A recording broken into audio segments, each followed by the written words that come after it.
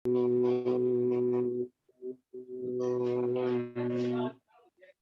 परमात्मने नमः। ओम श्री गुरुभ्यो नमः। ओम मातृशक्तये नमः। ओम असतो मा सद्गमय तमसो मा ज्योतिर्गमय मृत्युर्मामृतंगमय। ओम शांति शांति शांति। उपनिषद कक्षा 128 तैत्तरीय उपनिषद की 15वीं कक्षा है, ब्रह्मानंद वल्ली। उसका दूसरे अनुवाक में ये कहा कि अन्नाद वै प्रजा प्रजायन्ते। इससे पहले तदपि श्लोको भवति ये वचन मिलता है कि ये पुरुष जो है अन्न रसमय है, और इसको पकड़ करके बताया ये जो हमारा सिर होता है इसको सिर के रूप में देख रहे हैं, और ये जो दाहिना हिस्सा है उसको दक्षिण पक्ष और बाएं भाग को उत्तर पक्ष, उत्तर मानी बायां, और ये जो इसका धड़ है उसको आत्मा कहा। मध्यम ही ऐशा मंगा नाम आत्मा। जो अंगों का, सारे अंगों का जो मध्य भाग है उसको आत्मा कह देते हैं। इदम पुच्छम प्रतिष्ठा, और हमारे जो पैर हैं उसको प्रतिष्ठा शब्द से कह रहे हैं, और इसी को पुच्छ कह दिया। तदपि श्लोको भवति, इसके विषय में ये श्लोक है। क्या श्लोक है वो आगे बता रहे हैं। अन्नाद वै प्रजा प्रजायन्ते। अन्न से प्रजाएं पैदा होती हैं। या काश से पृथ्वी शीता, जो इस पृथ्वी के ऊपर प्राणधारी जीव हैं वे सब अन्न से ही उत्पन्न होते हैं। अथो अन्नेन जीवन्ति, और अन्न से ही वो जीवित रहते हैं। और अथेनदपि यन्ति अंततः, और वो अंततः अन्न ही मिल जाते हैं। अंततः अन्नमेव अन्नम ही भूतानाम ज्येष्ठ। जो अन्न है ये भूतों में सबसे पहले उत्पन्न होता है। भूतानाम ज्येष्ठम का मतलब प्रथम जन्म। सबसे पहले अन्न आता है, प्राणियों के उत्पन्न होने से पहले अन्न उत्पन्न होता है। तस्मात् सर्वौषधम उच्यते, इसलिए अन्न को सर्वौषध कहते हैं। माने संपूर्ण औषध के रूप में सर्वौषध नाम दिया अन्न का। सर्वौषधम उच्यते। वैसे भी भूख एक रोग है तो अन्न उसका औषध है, और सर्व संपूर्ण औषध सर्वौषध। अन्न जो है संपूर्ण, सर्व मानी संपूर्ण औषध है।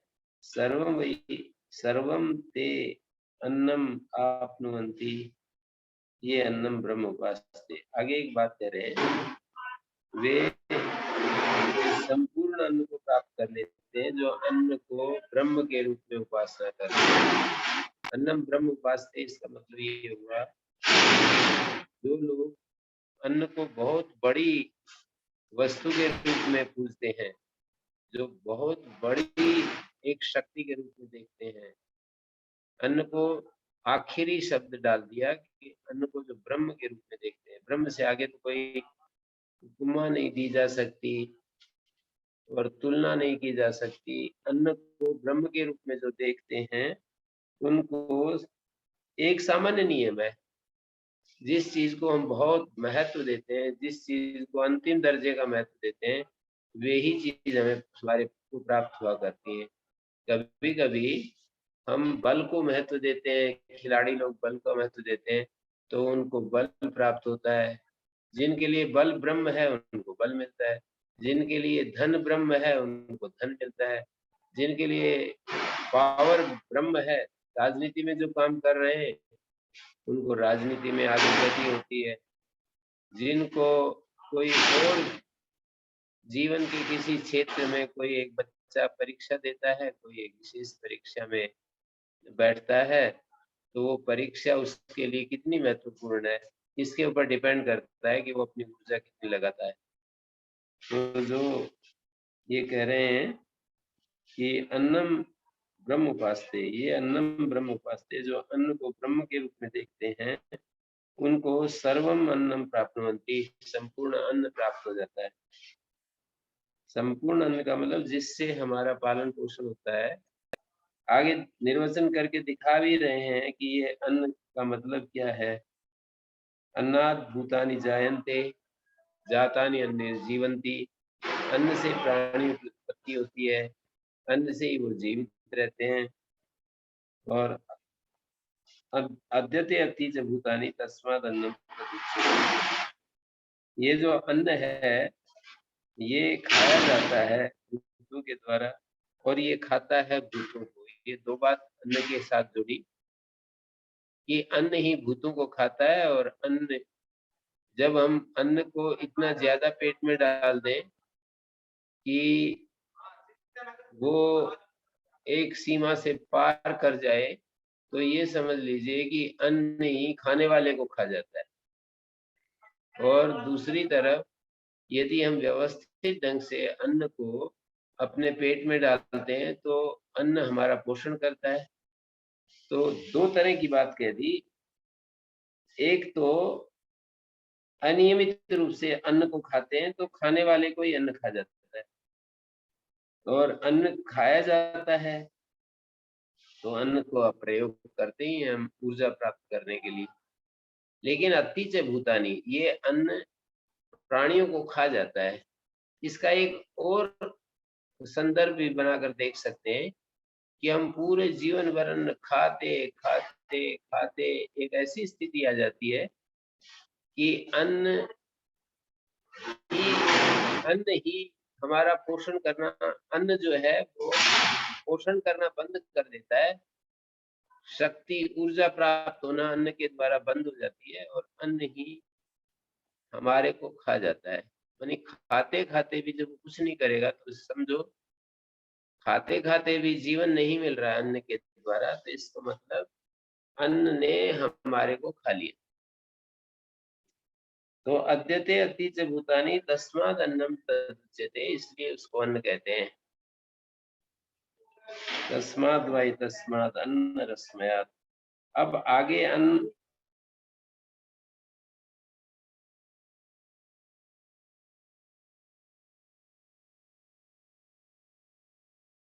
संदर्भ में किसी का कोई प्रश्न है पूछ सकते हैं। ये तो अन्नमय कोश से संबंधित सारी बात होगी। अन्नमय कोश जो होता है वो कैसे उसकी निर्मित होती है, किस चीज में अन्नमय कोश के निर्माण में किन तत्वों का योगदान है, वो यहाँ पर बताया गया है। अन्न की महिमा बताई गई है, अन्न की भूमिका बताई गई है। तो अन्न की भूमिका यह है कि अन्न से हमारे शरीर बनते हैं, अन्न से पालित पोषित होते हैं। अन्न ही आखिर में, इसका दुरुपयोग किया जाए तो अन्न ही खाने वाले को खा जाता है, एक बात। दूसरी, कितना भी सदुपयोग करें, धीरे धीरे ही इसका प्रयोग करें, थोड़ा थोड़ा मात्रा में करें, तो भी एक स्थिति, एक बिंदु ऐसा आ जाएगा, वो जल्दी तो नहीं खाएगा पर देर में ही सही वो खाने वाले को ही खा जाएगा।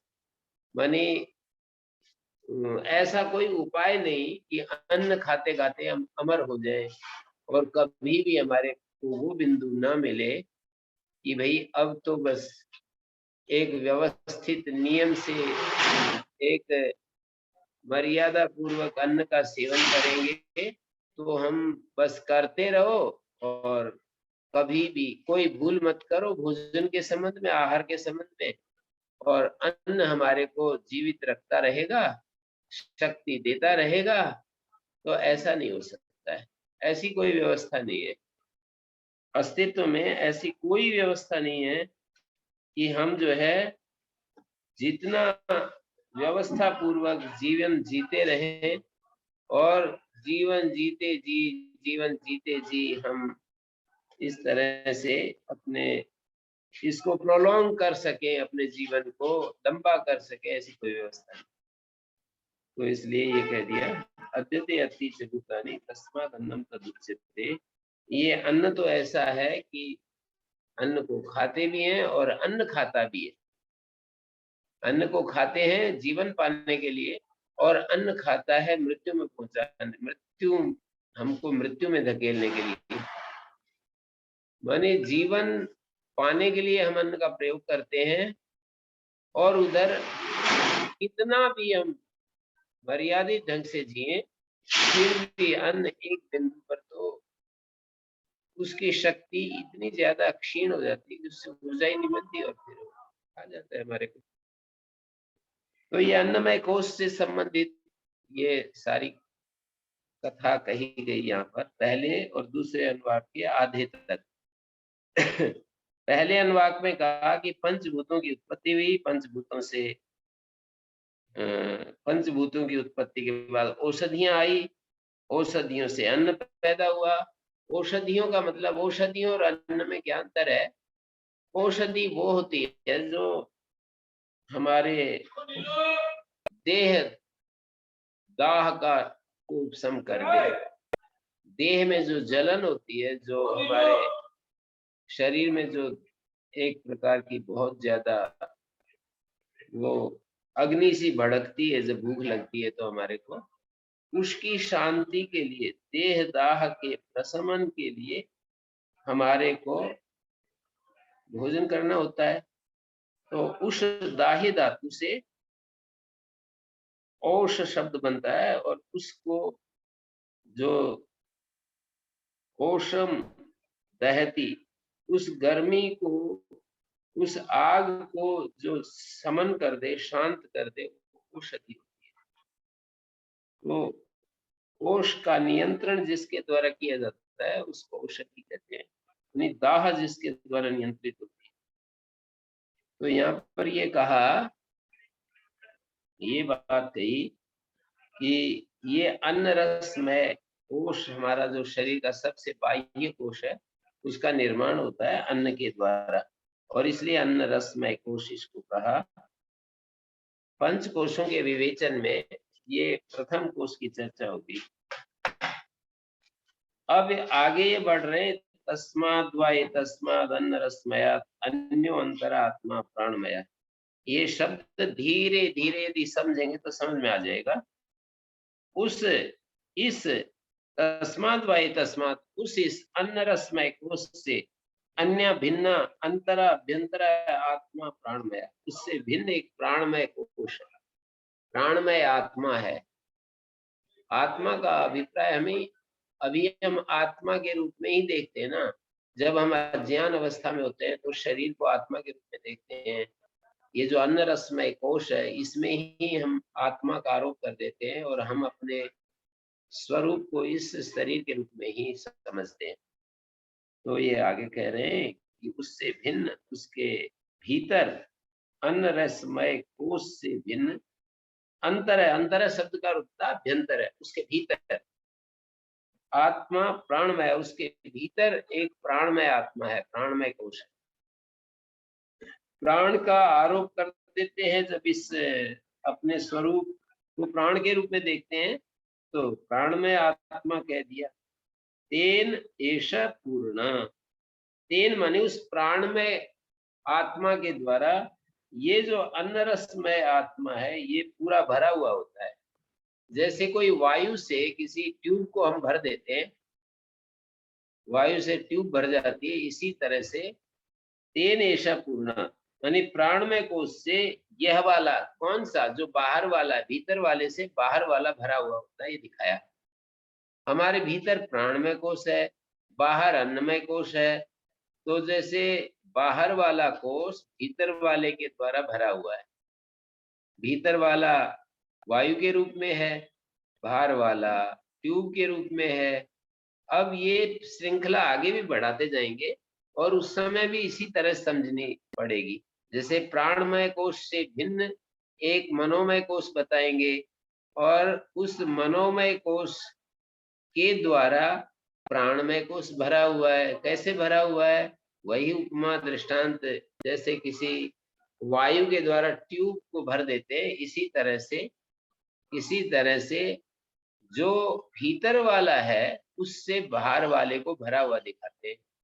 मनोमय कोश के भीतर विज्ञानमय कोश है, वहां पर भी इस श्रृंखला को आगे बढ़ाएंगे तो यूं कहेंगे कि विज्ञानमय कोश से मनोमय कोश भरा हुआ है।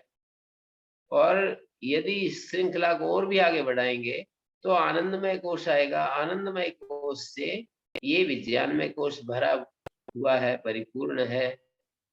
और आनंदमय कोश के बाद तो फिर आनंद ही रह जाता है। कोश जिसको कहते हैं वो छूट जाता है। कोश जितने भी हैं वो प्राकृत हैं और आत्मा अप्राकृत है। कोश में, अन्नमय में जो कोश शब्द का व्यवहार किया गया, कोश का मतलब कवर, बाहर जो चीज दिखाई देती है, जैसे तलवार का जो म्यान होती है उसको कोश कहते हैं, और जो तलवार है उसको तलवार कहेंगे। तो इस तरह से यहाँ पर तस्माद् वै तस्मात् अन्नरसमयात् अन्यो अंतरात्मा प्राणमय, उस अन्नरसमय कोश से भिन्न उसके भीतर जो आत्म स्वरूप में है वो प्राणमय है।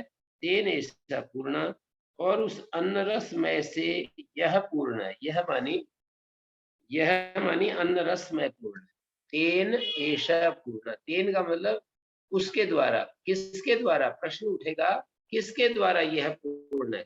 तो यही कहेंगे कि उसके द्वारा मानी प्राणमय कोश के द्वारा, वायु के द्वारा। जैसे कोई ट्यूब भरी हुई होती है, धृति मशक आदि भरी हुई होती है, उसी तरह से हमारे प्राणमय कोश से अन्नमय कोश भरा हुआ है, पूर्ण है। सैव ऐसा पुरुष विधाए, सैव ऐसा मानी वह, यह, वह मानी प्राणमय कोश पुरुषाकार है, पुरुष के आकृति का है, पुरुष के आकार का है। तो ये पुरुष के आकार का मतलब जैसे हमारा शरीर दिखाई देता है, बिल्कुल वैसे ही, जैसे ऊपर से नीचे तक हम कल्पना करते जाएं तो इस अन्नमय कोश के भीतर प्राणमय कोश है और उसी के आकार का है। अर्थात जैसे सिर का शेप है, फिर मुख का शेप है, फिर छाती कंधों का शेप है, पेट का शेप है, फिर उसके बाद हमारे हिप्स, फिर दाहिना और बायां पैर आ जाता है। ये सारे इस शरीर की जो बनावट है ये अन्नरसमय कोश के रूप में हमें दिखाई देती है। और प्राणमय कोश भी इसी तरह का है। सवै पुरुष विधय, पुरुष के विधय माने आकार, पुरुष के आकार का ही है। तस्य पुरुष विदिताम अन्वयम पुरुष विद, तस्य मानी अन्नरसमय की पुरुष आकारता के अनुसार यह भी पुरुष के आकार का है। मानी हमारा जो ये अन्नरसमय कोश है जो दिखाई देता है, जिसको हम छू करके देख सकते हैं, ये अन्नरसमय कोश की जो पुरुषाकारता है, पुरुष के आकार में जो हमारे को ये उपलब्ध हो रहा है, इसके अनुमान, इसके अनुसार अयम पुरुषवदा, ये प्राणमय कोश भी पुरुष विधि है। अन्नरसमय कोश के अनुकूल मानी उसके अनुसार ही यह भी पुरुष विधि है, यह भी पुरुष के आकार का है, यह भी मानी प्राणमय कोश भी पुरुष के आकार का है। तो उसके पुरुष के आकार का है तो हमें बताना पड़ेगा, सिर बताना पड़ेगा, दाहिना पक्ष बायां पक्ष बताना पड़ेगा, उसका मध्य भाग आत्मा बताना पड़ेगा, और उसका पुच्छ प्रतिष्ठा बताना पड़ेगा। तो इस प्राणमय कोश के ये पांचों जो अन्नमय कोश में हमारे को अवयव अंग दिखाए, अवयवमय कोश के प्रसंग में जैसे 5 अवयव दिखाए, उसी तरह से यहाँ पर भी दिखाना पड़ेगा यदि ये उसके आकार का है। मानी अन्नमय कोश के पुरुष विदिता, पुरुष के आकार, पुरुष विदिता के अनुसार ही ये प्राणमय कोश भी पुरुष के आकार का है। तो हमें ये बताना पड़ेगा कि देखो उसकी पुरुष विदिता के अनुसार इस प्राणमय की पुरुष विदिता को ऐसे ऐसे देखना चाहिए। कैसे कैसे देखना चाहिए? तस्य प्राणय शिरा, ये जो प्राणमय कोश का शिर है वो प्राण ही है, प्राणमय कोश का सिर प्राण ही है। व्यान जो है वो दाहिना पक्ष है, राइट साइड को व्यान के रूप में बता दिया, लेफ्ट साइड को अपान के रूप में बता दिया। प्राणैव शिरा व्यानो दक्षिण पक्ष अपान उत्तर पक्ष। व्यान जो है दक्षिण भाग है।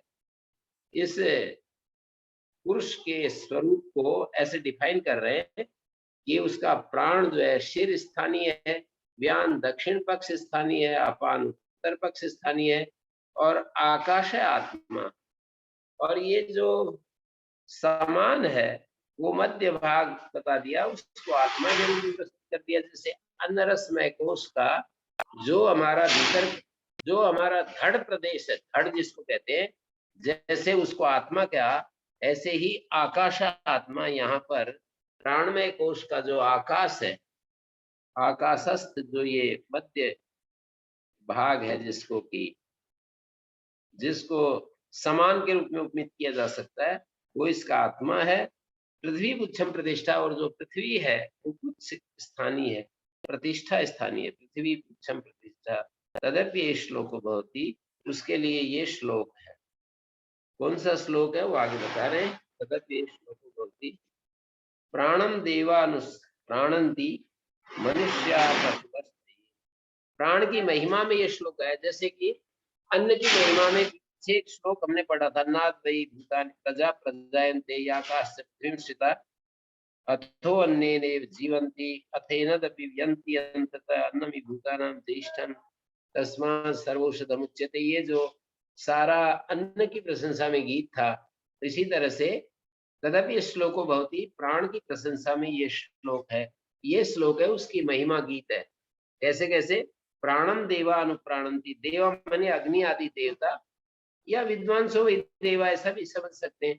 जो अग्नि आदि देवता हैं या जो विद्वान पुरुष हैं, वो प्राण जो है उसकी प्राणम अनु प्राणंती मनुष्य पशुवश्च, मनुष्य और पशुगण, जो भी मनुष्यगण है, पशुगण है, देवता हैं, अग्नि आदि देवता हैं, या फिर जो मनुष्यों में जो विद्वान पुरुष होते हैं उनको भी देवता है। दो अर्थों में देवता शब्द का प्रयोग होता है। विद्वांसो वही देवा, विद्वानों को भी देवता कहते हैं, तथा दूसरी तरफ अग्नि आदि शक्तियों को भी देवता कहते हैं। प्राणम वायु, जो प्राण वायु है, समष्टि में यदि वायु को देखें तो ये जो अग्नि आदि देवता है वो प्राण के प्राणन क्रिया के पीछे प्राणन क्रिया कर रहे हैं।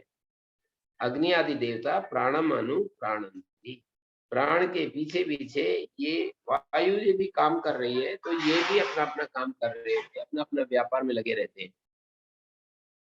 जैसे अग्नि है, सूर्य है, चंद्रमा है, सारी अलग अलग दिशाएं हैं, ये सब की सब जो देव शक्तियां हैं, प्राण क्रिया के पीछे प्राणन क्रिया कर रही हैं। मनुष्य गण भी ऐसे ही कर रहे हैं, पशु गण भी ऐसे कर रहे हैं। प्राणो ही भूतानाम आयु, प्राण क्या है? भूतों की आयु। भूतों की दूसरे रूप में कहें तो प्राण आयु के अतिरिक्त और क्या है? प्राण, प्राणो ही भूतानाम आयु तस्मात् सर्वायु समुच्यते।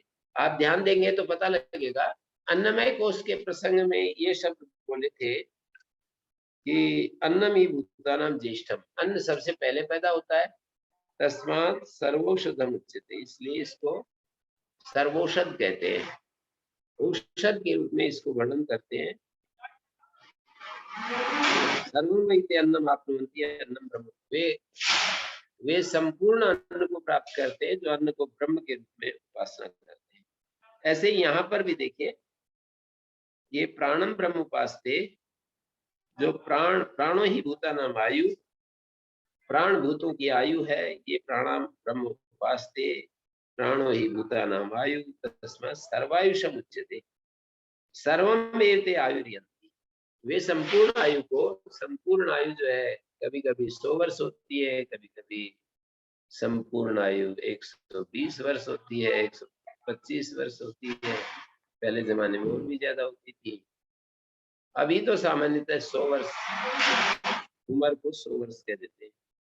तो तस्मात् सर्वायुष उच्यते, इसलिए उसको सर्वायुष कहते हैं। सर्वमेव आयुर्यन्ति, वे संपूर्ण आयु को प्राप्त करते। सर्वमेव आयुर्यन्ति, ये प्राणम ब्रह्म उपासते, प्राण को ब्रह्म के उपासना करते हैं, वे संपूर्ण आयु को प्राप्त। जैसे अन्न को ब्रह्म की उपासना करते हैं, वे लोग अन्न प्राप्त करते हैं। अन्न जो है भूतों में सबसे पहले आता है। अन्न को ब्रह्म के रूप में उपासना करते हैं तो उनको संपूर्ण अन्न प्राप्त होता है। अन्न भूतों में सबसे पहले आता है, इसलिए उसको सर्वौषध कहते हैं। यहाँ पर भी इसी तरह की भाषा बोली। प्राणो ही भूतानाम, प्राणो ही भूतानाम आयु, प्राण भूतों का आयु है। तस्मात् सर्वायुषम उच्यते, इसलिए प्राण को सर्वायुष कहते हैं। हमारे शरीर में जो प्राण है उसके कारण ही हम जीवित रहते हैं, उसके कारण ही जिंदे रहते हैं। तो प्राण को ब्रह्म के रूप में जो उपासना करते हैं उनको प्राण शक्ति प्राप्त होती रहती है। अब आगे कह रहे हैं तस् एष एव शारीर आत्मा या पूर्वस्य। तस्य मानी पूर्वस्य अन्न रसमय से, पूर्व जो अन्न रसमय है उस अन्न रसमय का एष एव शारीर आत्मा, अन्नमय भव शारीर। अन्नमय का मतलब शरीर, शरीर में होने वाले को शारीर कहते हैं, और शरीर का मतलब अन्न रसमय है। ये शब्द बार बार रिपीट होगा और वहां सब जगह इस शारीर आत्मा का शरीर में होने वाला अर्थ होता है, पर शरीर शब्द के अलग अलग अर्थ होते जाएंगे। तस्य एष एव शारीर आत्मा, उस अन्न रसमय का, पूर्व से अन्न रसमय से, जो पूर्व अन्न रसमय का आत्मा है, एष एव शारीर आत्मा, एष एव का मतलब शरीर में होने वाला, अन्नमय भव शारीर, अन्नमय में होने वाला कौन? अन्नमय कोश में होने वाला ये प्राणमय कोश। तस्य अन्नमय कोशस्य शरीरे भव शारीर आत्मा एष एव। अन्न रसमय का यही शारीर आत्मा है, मानी अन्न रस में होने वाला जो प्राणमय है ये आत्मा है। अन्न रसमय का यही शारीर आत्मा है। शारीर आत्मा, शरीर में होने वाले को शारीर कहते हैं। और शरीर कौन का? शरीर का मतलब शरीर तो 5 है, मानी अन्नमय कोश को भी एक शरीर के रूप में देख रहे हैं, प्राणमय कोश को भी, मनोमय, विज्ञानमय, आनंदमय। तो कह रहे हैं तस् एषैव प्राण, यही जो प्राण है, एषैव प्राण, यही जो प्राण है वो शरीर में होने वाला, अन्नमय कोश में होने वाला शारीर आत्मा है। ऐसा एव, ऐसा शब्द का अर्थ होता है पूर्व से अन्न रसमय से, ऐसा का मतलब यह सब प्राणमय, ये जो प्राणमय है ये शारीर आत्मा है, शरीर में होने वाला आत्मा है। शरीर मानी अन्न रसमय। तस्माद वाय तस्मात प्राणमय, यहाँ तक प्राणमय कोश का वर्णन हो गया। इसके आगे जो वर्णन कर रहे हैं वो मनोमय कोश का रहा है। तस्मात प्राणमयात् अन्यो अंतर आत्मा मनोमय, उस प्राणमय से भिन्न उसके भीतर एक आत्मा है जिसको मनोमय कहते हैं। तेन ऐसा पूर्ण, उस मनोमय के द्वारा यह प्राणमय पूर्ण भरा हुआ है। इसी पंक्ति का पहले पर्याय में अर्थ था तेन ऐसा पूर्ण, मानी प्राणमय के द्वारा अन्न रसमय कोश भरा हुआ है। यहाँ पर ये कह रहे हैं कि प्राणमय के द्वारा तेन ऐसा, मनोमय के द्वारा यह प्राणमय भरा हुआ है। भीतर वाले के द्वारा बाहर वाला भरा होता है। तो तेन ऐसा पूर्ण, मनोमय के द्वारा यह प्राणमय पूर्ण है। सैव ऐसा पुरुष विद्या है, स मानी भीतर वाले को संकेत कर रहे हैं मनोमय। ये जो मनोमय है ये पुरुष के आकार का है। तस्य पुरुष विदता मानु अयम पुरुष विदा, और तस्य मानी प्राणमय की पुरुषाकारता के अनुसार, प्राणमय जैसे पुरुष के आकार का था वैसे ही ये मनोमय भी पुरुष के आकार का है। अयम पुरुष विदा, मनोमय पुरुष विदा। तो इस, यदि इसको पुरुष विद कह रहे हो, मनोमय को पुरुष का आकार का बता रहे हो, तो ये बतलाओ कि इसका सिर कौन है, इसका दाहिना पक्ष क्या है, बायां पक्ष क्या है, आदेश क्या है, नहीं आत्मा क्या है, और पुच्छ प्रतिष्ठा क्या है। ये 5 भी आपको बताने पड़ेंगे जब इसको आप पुरुष के आकार का बता रहे हो, मनोमय को। तो बोले हाँ बताएंगे। जैसे यजु, इसको मनोमय को उसको वेद के साथ जोड़ रहे, तस यजुरेव शिर, इस मनोमय को उसका जो शिर है वो यजु है, और इसका ऋग दक्षिण पक्ष है, साम उत्तर पक्ष है, और जो ब्राह्मण ग्रंथों में वचन जो मिलते हैं, वहां पर जो विधि वाक्य हैं, उनको आदेश कह रहे हैं, वे इसके आत्मा है। वे जो आदेश हैं मानी ब्राह्मण वाक्य, वो इसके आत्मा है। अथर्वांगी रसा पुच्छम प्रतिष्ठा, अथर्वेद को उच्च प्रतिष्ठा स्थानीय बता दिया। तदप्य श्लोको भवति, इस विषय में भी ये श्लोक है। अब यहाँ पर मनोमय को उसकी प्रशंसा के रूप में ये श्लोक गाया गया है। यतो वाचो निवर्तन्ते अप्राप्य मनसा से, आनंदम ब्रह्मणो विद्वान न विवेति कदाचन। जहां से वाणियां वापस लौट आती हैं बिना पता किए, जैसे हम किसी को किसी काम के लिए भेजते हैं और वो वहां जाकर के वो बिना ही अता पता लिए वापस लौट आए, ऐसी स्थिति हो जाती है। किसी को काम के लिए भेजे कि अमुक कार्य करके लाओ, और वहां तक गया भी और कुछ भी करके नहीं लाया, आकर के चुपचाप खड़ा हो गया। तो ऐसे ही ये जो हमारा मनोमय कोश है, ये उस ब्रह्म का पता करने के लिए निकला और बस ढूंढ ढांड करके घूम घाम करके वापिस आ खड़ा हो गया। तो उसी को लिख रहे हैं कि यतो वाचो निवर्तन्ते, जहां से वाणियां वापिस लौट आती है। यतः माने जिससे, जहां से, जिस स्थान से, जिस परिस्थिति से, जिस जगह से वाणियां वापिस लौट आती है। अप्राप्य मनसा से, मन के साथ उसको न पा करके वापिस लौट आती है। अप्राप्य मनसा से मानी मन के सहित वापिस लौट आती हैं उस आत्मा को बिना अता पता लिए। अप्राप्य मनसा से आनंदम ब्रह्मणो विद्वान न विभेति कदाचन। ब्रह्म का जो आनंद है, ये ब्रह्म और आनंद कोई दो अलग चीज नहीं, भेद में षष्ठी विभक्ति होती है, लेकिन ब्रह्म का आनंद ये कौन सी भाषा। जैसे कोई कहे मेरा हाथ तो ठीक है, पर कोई ऐसे नहीं बोल सकता हाथ का हाथ, जो हाथ है उसका हाथ, ऐसा नहीं बोल सकते। मेरा पैर ये तो बोल सकते हैं, पर पैर का पैर ऐसे थोड़ी बोलेंगे। जो पैर है उसका पैर, ऐसा नहीं बोलेंगे।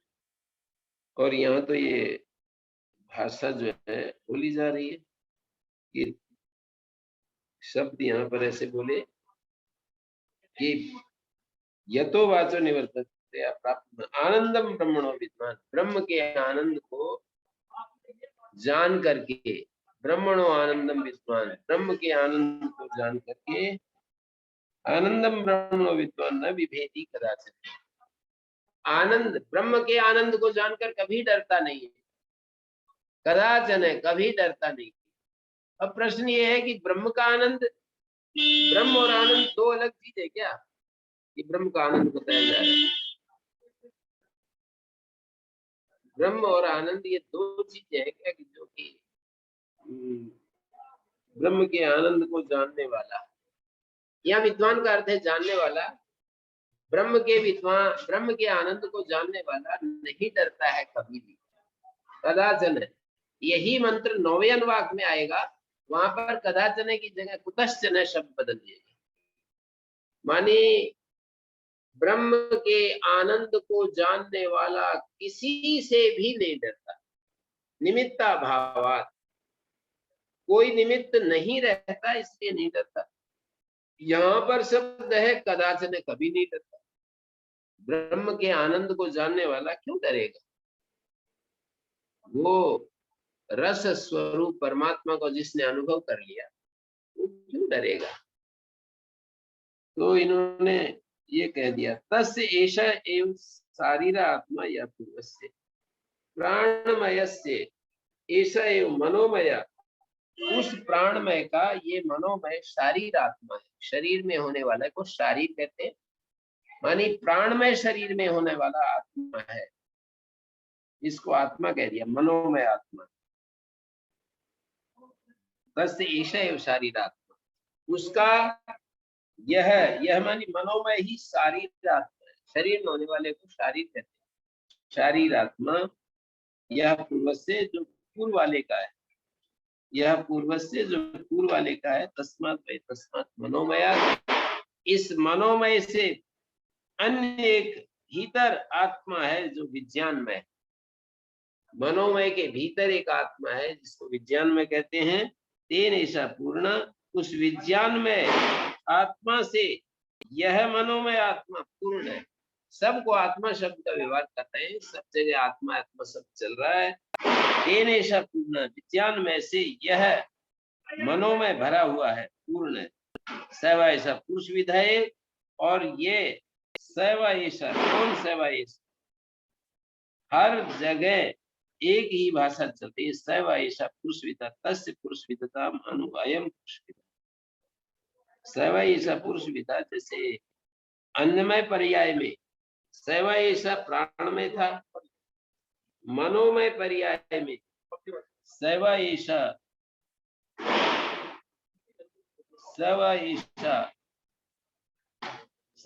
पुरुष विदा।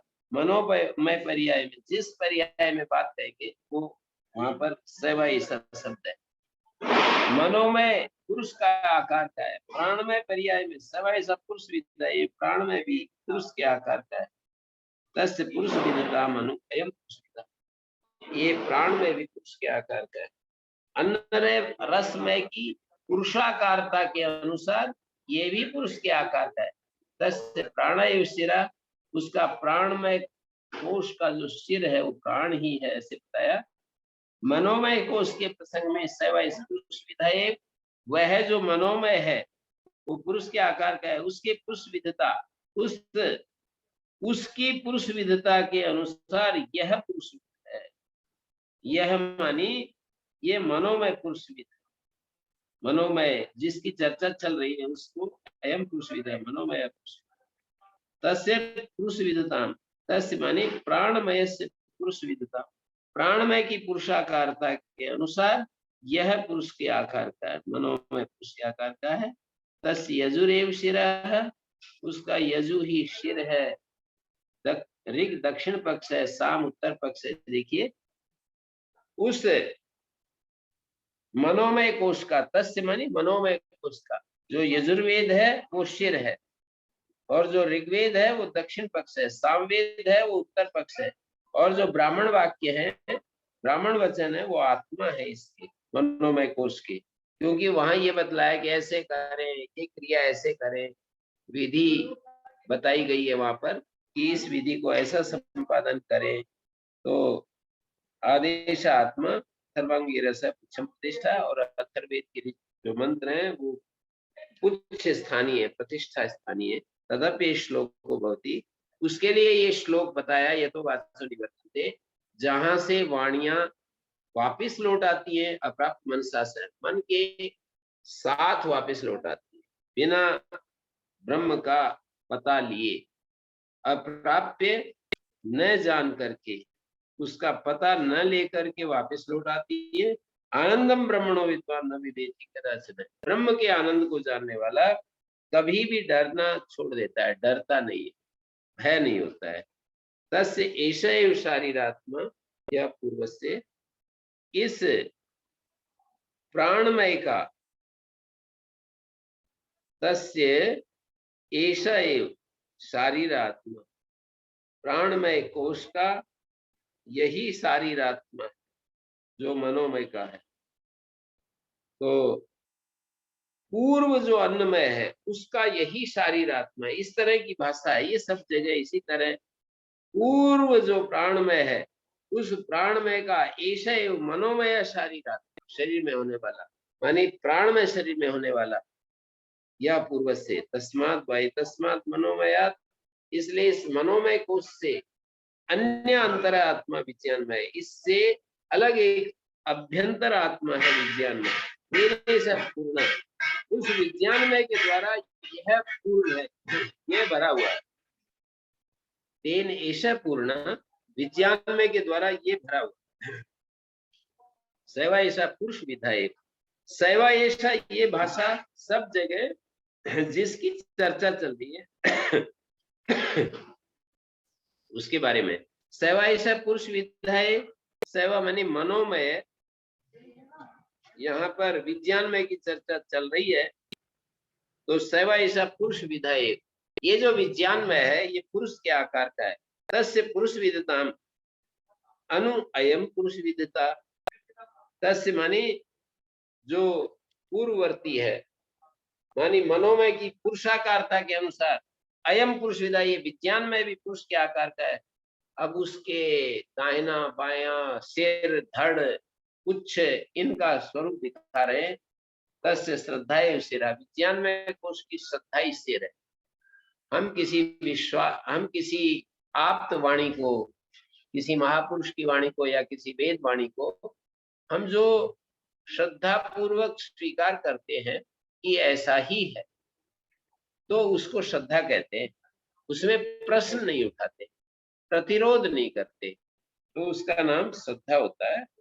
श्रद्धाएं शिरा ऋतम दक्षिणा पक्ष सत्यम उत्तरा पक्ष योग आत्मा। अब ये बता दिया कि चित्त का जो समाधान है उसको योग कहते हैं, चित्त की एकाग्रता को योग कहते हैं, वही आत्मा है।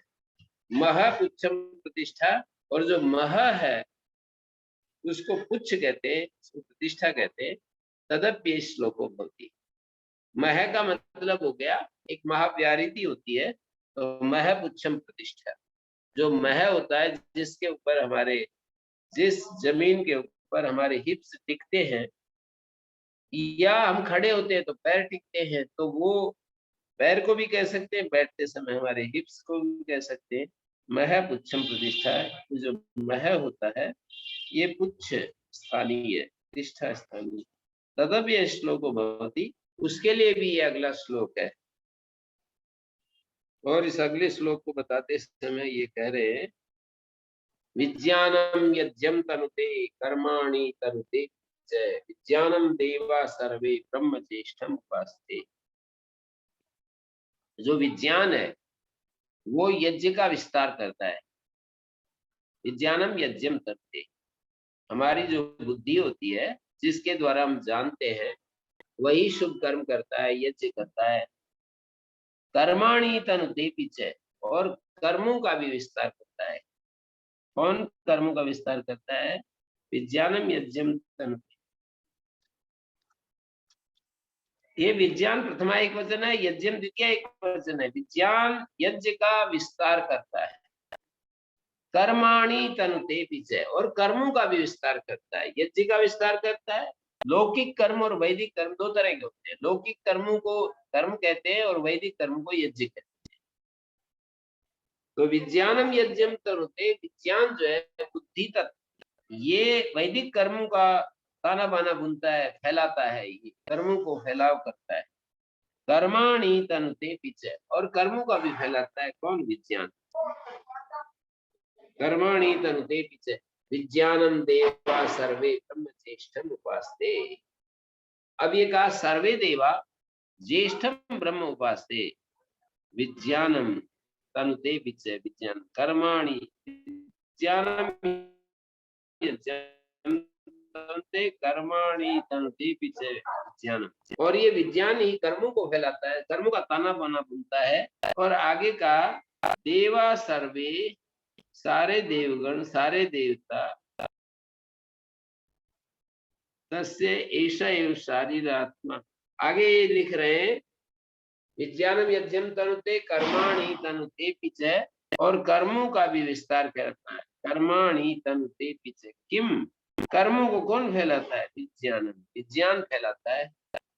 देवा सर्वे ब्रह्म ज्येष्ठम उपासते, सारे देव शक्तियां ब्रह्म ज्येष्ठम उपासते, जो ज्येष्ठ ब्रह्म है, सबसे पहले आने वाला जो ब्रह्म है उसकी उपासना करते हैं। विज्ञानम ब्रह्म चेत वेद, यदि कोई व्यक्ति विज्ञान को, विज्ञानम ब्रह्म चेत वेद, विज्ञान को ब्रह्म के रूप में कोई जानता है, तस्मात् चेत न प्रपाद्यति, और वहां से प्रमाद नहीं करता है, च्युत नहीं होता है, एक क्षण के लिए बहकता नहीं है, वहां से हटता नहीं है। तस्मात् चेत न प्रमाद्यति, और उससे प्रमाद नहीं करता है, तो क्या होता है? तस्मात् चेत न प्रमाद्यति, वहां से प्रमाद नहीं करता।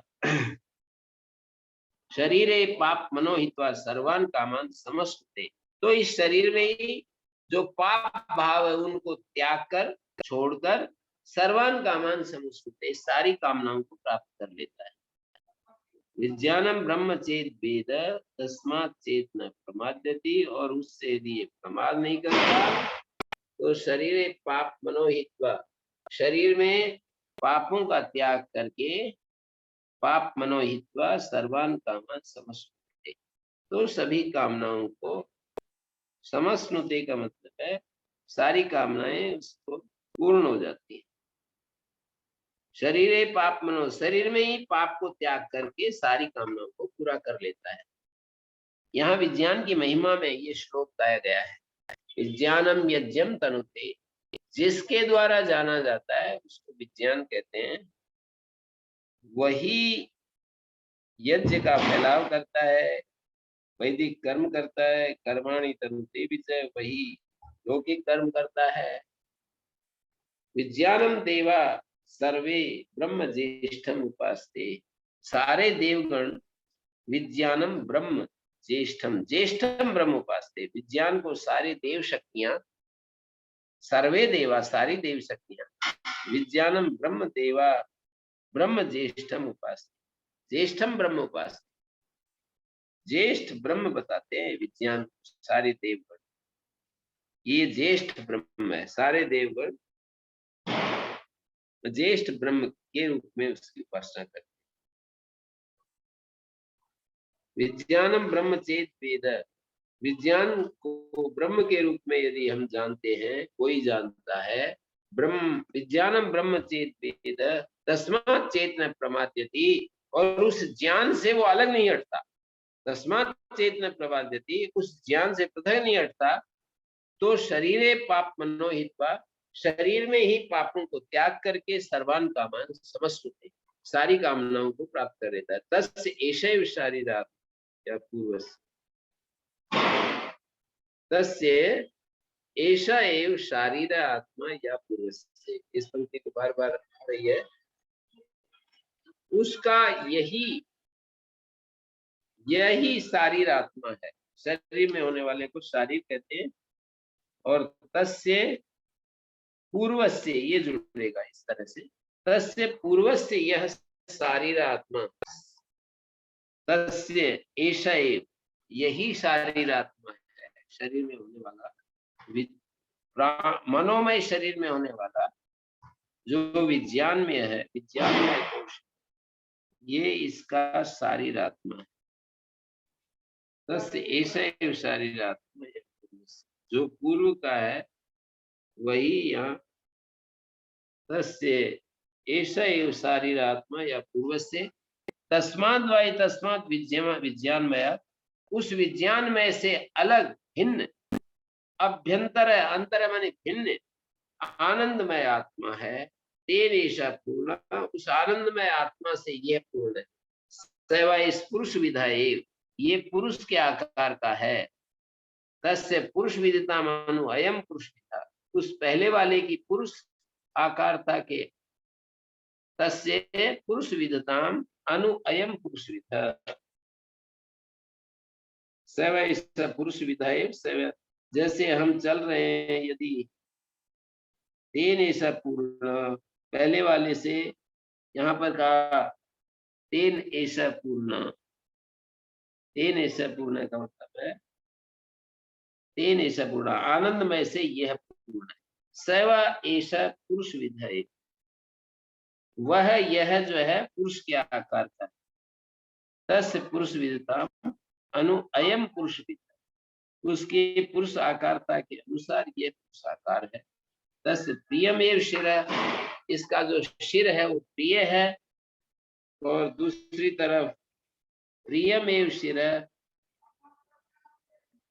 मोद दक्षिणा पक्ष प्रमोद उत्तरा पक्ष आनंद आत्मा, जिसको हम आनंद कहते हैं वो इसका आत्मा है।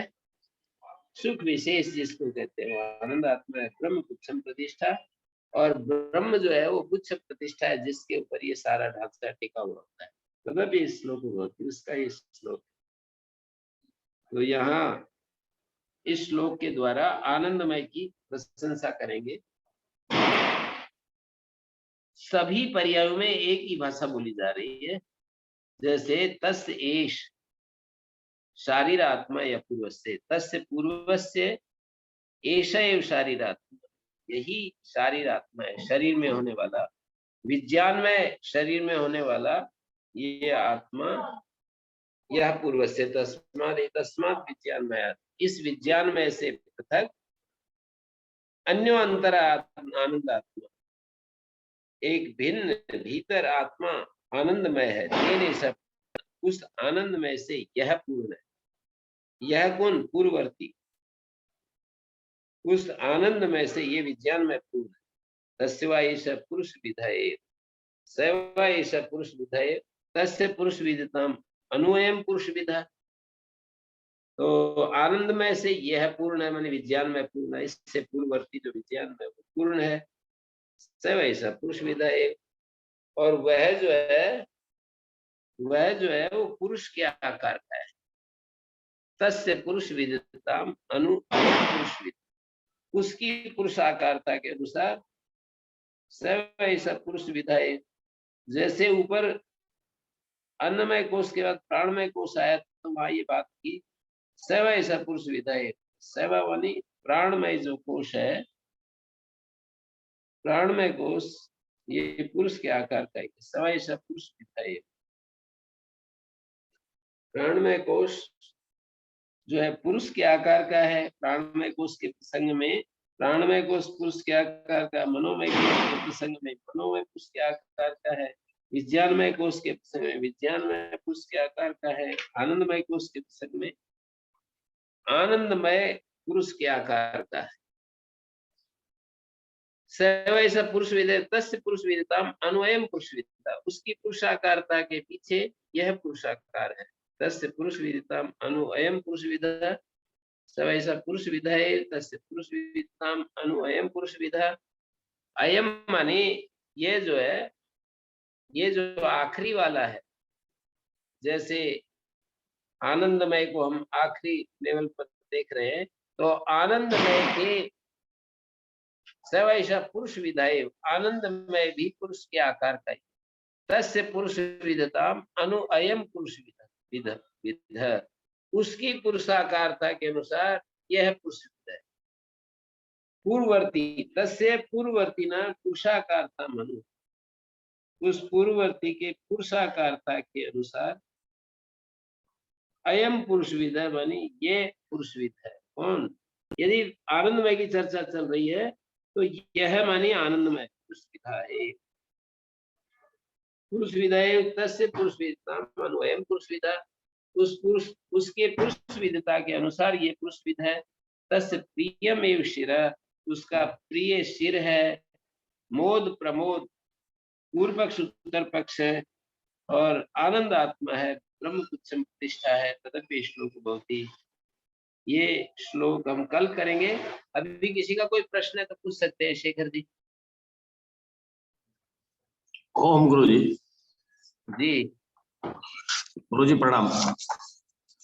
गुरु जी ये पुच्छ प्रतिष्ठा में जो अन्नमय की तो इदम पुच्छ प्रतिष्ठा, प्राणमय की पृथ्वी पुच्छ प्रतिष्ठा, मनोमय की अथवा पुच्छ प्रतिष्ठा, विज्ञानमय की महापुच्छ प्रतिष्ठा, और आनंदमय की ब्रह्म पुच्छ प्रतिष्ठा। पुच्छ प्रतिष्ठा समझ में नहीं आ रही, थोड़ा प्रकाश डालिए। प्रतिष्ठा का मतलब प्रतिष्ठति अनेन इति प्रतिष्ठा, जिसके आधार पर हम स्थित होते हैं। तो आनंदमय कोश ब्रह्म के ऊपर टिका हुआ है। जैसे अन्नमय कोश का पुच्छ प्रतिष्ठा बताया था, इदम पुच्छम प्रतिष्ठा, मानी हमारा शरीर का जो पाद है या बैठते समय हिप्स हैं, खड़े होते समय पैर हैं, इसी तरह से प्राणमय कोश की पुच्छ प्रतिष्ठा, उन्हीं में से एक उदान नामक जो प्राण है उसको पुच्छ प्रतिष्ठा कह दिया। और मनोमय कोश का पुच्छ प्रतिष्ठा जो है अथर्ववेद को बता दिया। और विज्ञानमय कोश, मनोमय कोश के बाद विज्ञानमय कोश का पुच्छ प्रतिष्ठा जो है मह को बता दिया, मह ब्रह्म।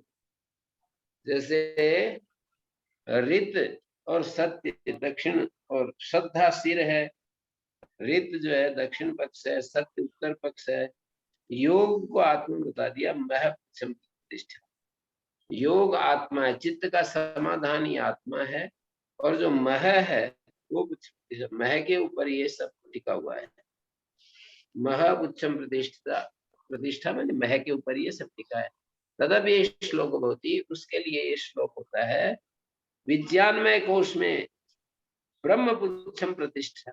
विज्ञानमय कोश जो है उसमें पुच्छ प्रतिष्ठा, विज्ञानमय कोश पुच्छ प्रतिष्ठा है ये मह, और आनंदमय कोश का पुच्छ प्रतिष्ठा है ब्रह्म। मानी पुच्छ प्रतिष्ठा जिसके ऊपर हम प्रतिष्ठित होते हैं, खड़े होते हैं, टिकते हैं, टिकाव जो है उसको यहाँ पर प्रतिष्ठा शब्द से कहते हैं। गुरुजी प्राणमय में आपने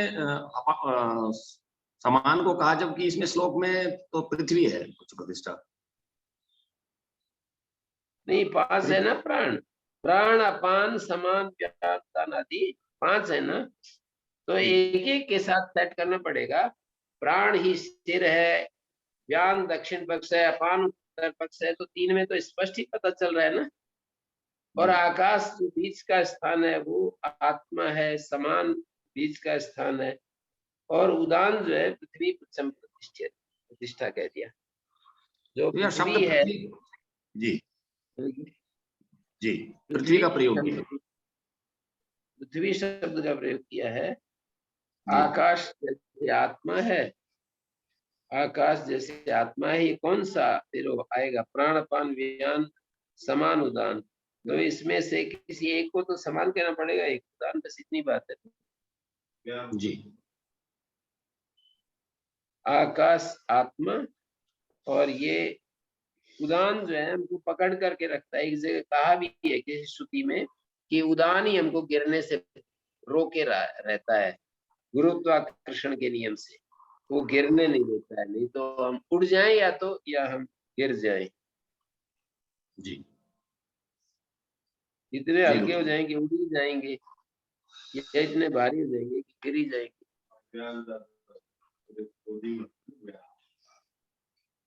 व्यान, व्यान सारे शरीर में होता है, पर यहाँ पर एक शब्द दिया है, व्यान तो दक्षिण पक्ष है और अपान उत्तर पक्ष है, और आकाश आत्मा है और पृथ्वी प्रतिष्ठा है।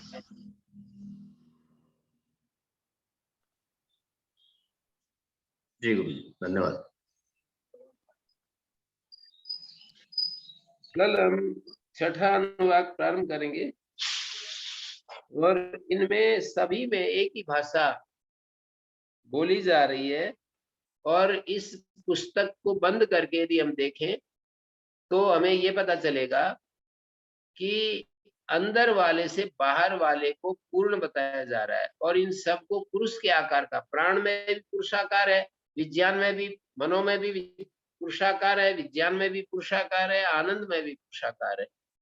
उस पहले वाले की पुरुषाकारता के अनुसार अगला वाला भी पुरुषाकार है। जैसे अन्नमय यदि पुरुषाकार है तो अन्नमय के बाद जो प्राणमय है वो भी पुरुष के आकार का है, और प्राणमय यदि पुरुषाकार है तो उससे अगला मनोमय भी पुरुषाकार है, और मनोमय यदि पुरुषाकार है तो विज्ञान में भी पुरुषाकार है, और विज्ञान में यदि पुरुषाकार है तो आनंद भी पुरुषाकार है। इस तरह से देख रहे हैं, मानी हर कोश उसके भीतर भीतर भरता जा रहा है, बाह्य वाले को परिपूर्ण करता जा रहा है। तो ये इस तरह से कह रहे हैं। हाँ शेखर जी, और कोई? नहीं जी गुरु जी, बहुत सुंदर गुरु जी। मानी पंचकोश विवेचन के द्वारा ये दिखाना चाहेंगे, आगे आएगा कि ये 5 कोशों से आत्मा अलग है। पंचकोशों से आत्मा पृथक है, ये बताते जाएंगे, बताना है इनको।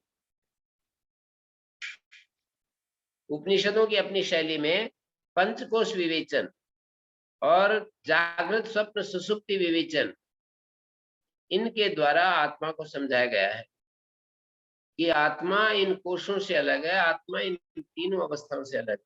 जागृत स्वप्न और सुसुप्ति, इन तीनों अवस्थाओं से आत्मा अलग है।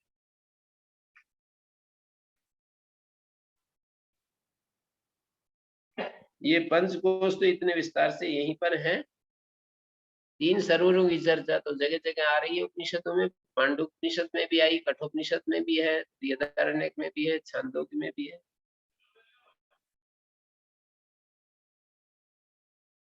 ऐतरेय उपनिषद में भी है। अयम अवस्था अयम अवस्था अयम अवस्था कह करके।